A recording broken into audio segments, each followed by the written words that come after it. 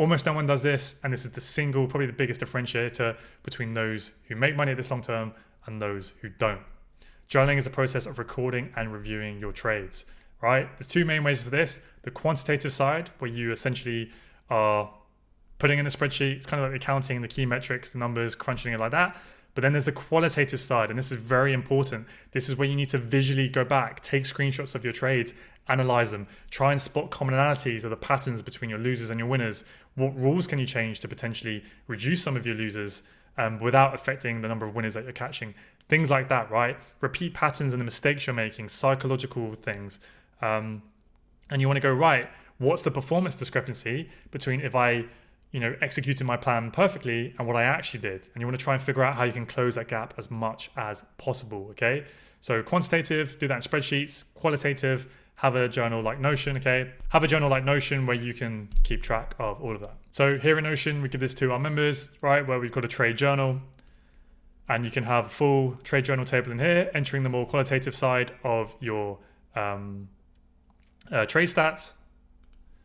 Then you can have it as a calendar view, and then you want to have your reviews at the end of each month, okay, where you can ask certain questions, improve it, track the individual stats of all of your trades, okay. Then you do it at the end of the quarter, and then a big annual review, okay.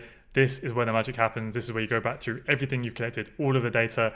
That is how you improve year upon year, finding your blind spots in your own performance and in your strategy. It's tough work, but it's where the magic and the gold dust is found. So really, when you're reviewing your trades, there should only ever be 4 types in the way you can categorize them. The first is that it was a winning trade and it met your rules. This is great. Save them in your trade plan examples and burn them into your subconscious.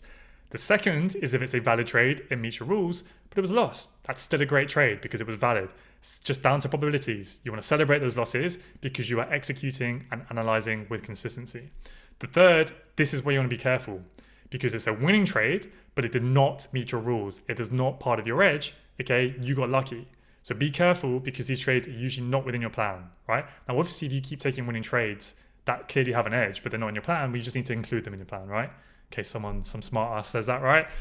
Last but not least, you took a losing trade and it didn't meet your plan. Big learning opportunities, right? There's usually a fundamental problem in your analysis or your execution, or you have some psychological errors that you really need to solve here. So whether a trade won or lost does not determine whether it was good or bad.